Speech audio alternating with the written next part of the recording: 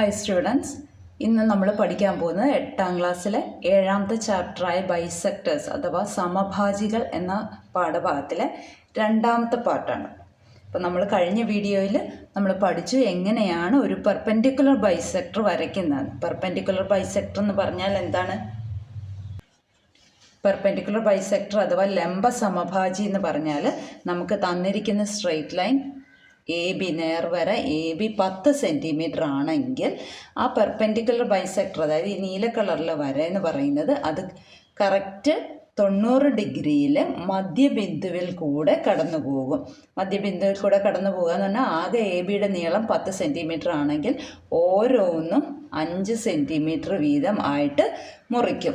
ഇത് നമ്മൾ കഴിഞ്ഞ വീഡിയോയിൽ പഠിച്ചു, എങ്ങനെയാണ് വരയ്ക്കുന്നതെന്നും പഠിച്ചു. അതായത് കോമ്പസിൽ പകുതി കൂടുതൽ എടുത്ത് എ എന്ന ബിന്ദു, അതായത് തുടക്കം ഈ വരയുടെ ഈ അറ്റത്ത് കുത്തി മുകളിലും താഴെയും ചാപം വരച്ചു, ആർക്ക് വരച്ചു. കോമ്പസിൻ്റെ അളവ് മാറ്റാതെ ബിയിൽ കുത്തിയും മുകളിലും താഴെയും ചാപം വരച്ചു, ആർക്ക് വരച്ചിട്ട് ജോയിൻ ചെയ്താൽ മാത്രം മതി. അപ്പോൾ ഇന്ന് നമ്മൾ പഠിക്കാൻ പോകുന്നത് പേജ് നമ്പർ 107-ലെ 3ാമത്തെ 4ാമത്തെ ചോദ്യങ്ങളാണ്. പേജ് നമ്പർ 107-ലെ 3ാമത്തെ ചോദ്യം ഇതാണ്: draw an equilateral triangle whose one side is 2.75 centimetre. അതായത് ഒരു സമഭുജ ത്രികോണത്തിന്റെ ഒരു വശം 2.75 ആയിട്ടുള്ള സമഭുജ ത്രികോണം വരയ്ക്കണം. അപ്പോൾ ആദ്യം നമുക്ക് അറിയാം 2.75 എന്ന് പറയുന്നത് നമുക്ക് സ്കെയിലിൽ എടുക്കാൻ പറ്റത്തില്ല. അപ്പോൾ നമ്മൾ അതിനെന്താ ചെയ്യുന്നത്? അതിൻ്റെ ഡബിൾ, ഇരട്ടി കാണും. അപ്പോൾ 2.75ൻ്റെ ഇരട്ടി 2 കൊണ്ട് ഗുണിക്കുക, ഡബിൾ കാണുക. 2 5s are 10, 7 2s are 14 plus 1 15, 2 2s are 4 plus 1 5. അപ്പോൾ 5.50 എടുത്തിട്ട് 5.5 അതെടുത്തിട്ട് അതിനെ ബൈസെക്ട് ചെയ്യുമ്പോൾ 2.75 കിട്ടുമല്ലോ സമഭാജി വരയ്ക്കുമ്പോൾ. അപ്പോൾ ആദ്യം നമുക്ക് 5.5 സെൻറ്റിമീറ്റർ സ്കെയിലിനെടുത്ത് വരയ്ക്കാം. 0യിൽ നിന്ന് സ്റ്റാർട്ട് ചെയ്യണം. 5ൻ്റെയും 6ൻ്റെയും ഇടയ്ക്കുള്ള നടുക്കത്തെ പോയിന്റാണ് 5.5.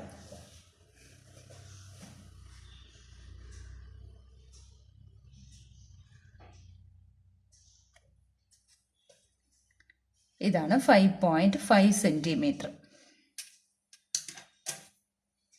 ഇനി ഇതിനെ നമുക്ക് ബൈസെക്ട് ചെയ്യാൻ വേണ്ടി പകുതി കൂടുതൽ എടുക്കുന്നു. പകുതി കൂടുതൽ എടുത്ത് മുകളിലും താഴെയും ആർക്ക് വരയ്ക്കുകയാണ്.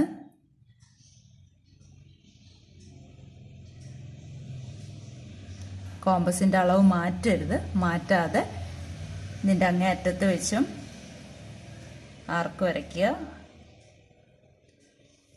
ജോയിൻ ചെയ്യുമ്പോൾ നമുക്ക് ബൈസെക്ടർ കിട്ടും.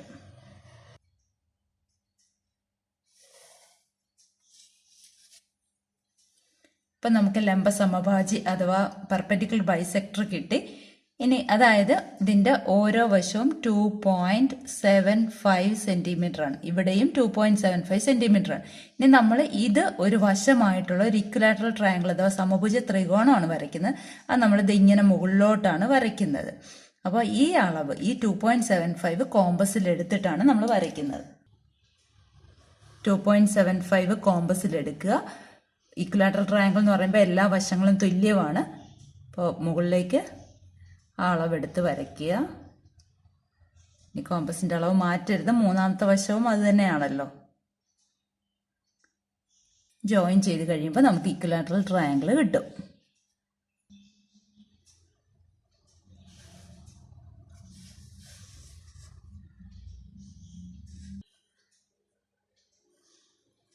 ഈ ഷെയ്ഡ് ചെയ്യുന്ന ഭാഗമാണ് നമ്മുടെ ഇക്വലാറ്ററൽ ട്രയാങ്കിൾ.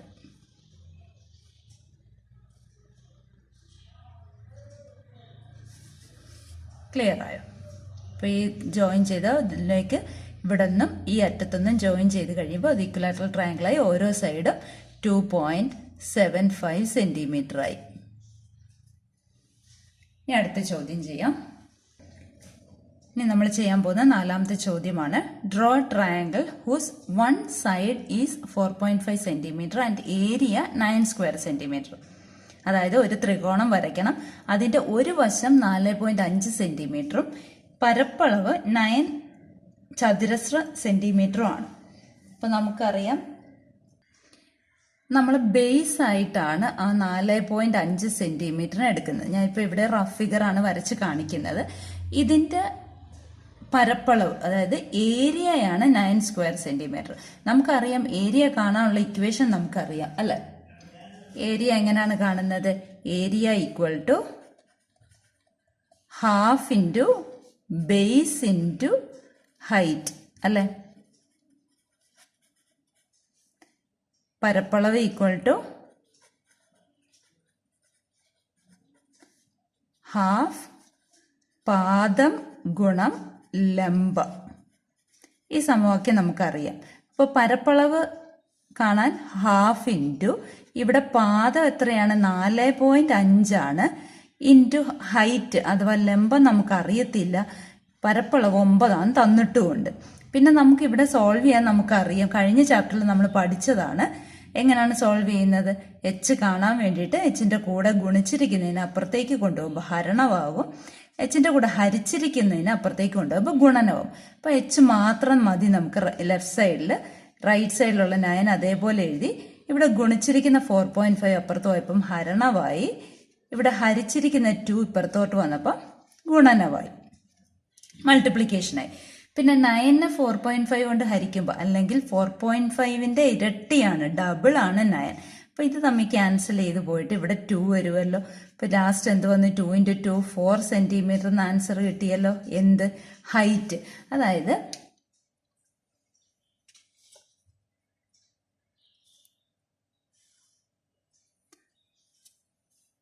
ഇങ്ങനെ ഹൈറ്റ് വരച്ചു കഴിഞ്ഞ് 4.5 സെൻറ്റിമീറ്റർ ഹൈറ്റ് ഉള്ള ഒരു ട്രയാങ്കിൾ വരച്ചു കഴിഞ്ഞാൽ അതിൻ്റെ ഏരിയ അഥവാ പരപ്പളവ് 9 സ്ക്വയർ സെൻറ്റിമീറ്റർ ആയിക്കോളും.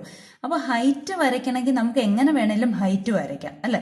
പലതരത്തിൽ ഹൈറ്റ് വരച്ച് പല ട്രയാങ്കിൾ വരയ്ക്കാം. പക്ഷെ നമുക്കറിയാവുന്ന എങ്ങനെയാണ്? പെർപെൻഡിക്കുലർ ബൈസെക്ടർ മാത്രമേ അറിയത്തുള്ളൂ വരയ്ക്കാനായിട്ട്. അപ്പോൾ ആ പെർപെൻഡിക്കുലർ ബൈസെക്ടർ വരച്ചിട്ട് അതിൽ 4 സെൻറ്റിമീറ്റർ എടുത്താണ് നമ്മളിവിടെ ത്രികോണം വരയ്ക്കുന്നത്. അപ്പോൾ ആദ്യം നമ്മൾ എന്താണ് ചെയ്യേണ്ടത്? ബേസ് 4.5 വരയ്ക്കണം. 4ന്റെ 5ന്റെ ഇടയ്ക്കത്തെ നടുക്കത്തെ ലൈൻ വരെ 0 സ്റ്റാർട്ട് ചെയ്യണം.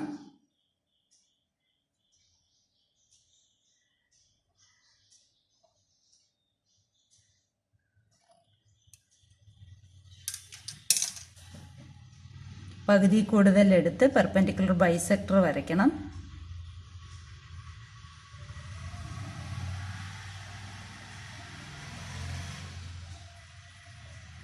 മുകളിലും താഴെയും ആർക്ക് വരച്ചു. ലംബസമഭാജി വരയ്ക്കുന്നത് മുകളിലും താഴെ ആർക്ക് വരച്ചിട്ട് ഇങ്ങേ അറ്റത്ത് പോയിന്റിൽ കൊത്തിയും കോമ്പസിൻ്റെ അതേ അളവ്, കോമ്പസിൻ്റെ അളവ് മാറ്റരുത്. ഇനി ഇത് ജോയിൻ ചെയ്യുക. അപ്പം നമ്മൾ പെർപെൻഡിക്കുലർ ബൈസെക്ടർ വരച്ചു. ബേസ് 4.5 ആണ്. ഹൈറ്റ് 4 സെൻറ്റിമീറ്റർ നമുക്ക് കിട്ടി. ഇനി ആ ഹൈറ്റ് 4 സെൻറ്റിമീറ്റർ കോമ്പസിൽ അളന്നെടുക്കുക. അതായത് 0 മുതൽ 4 വരെയുള്ള നീളം. അതായത് 0 മുതൽ 4 വരെ കോമ്പസിൽ അളന്നെടുത്തിട്ട് ഹൈറ്റ് ഇവിടെ നിന്നാണല്ലോ മാർക്ക് ചെയ്യേണ്ടത്. മാർക്ക് ചെയ്തു. അപ്പോൾ ഈ ഹൈറ്റ് ആണ് 4 സെൻറ്റിമീറ്റർ. ക്ലിയർ ആയല്ലോ? ഇനി നമുക്ക് ട്രയാങ്കിൾ അങ്ങ് കംപ്ലീറ്റ് ചെയ്താൽ മതി, നമ്മുടെ കൺസ്ട്രക്ഷൻ തീരും.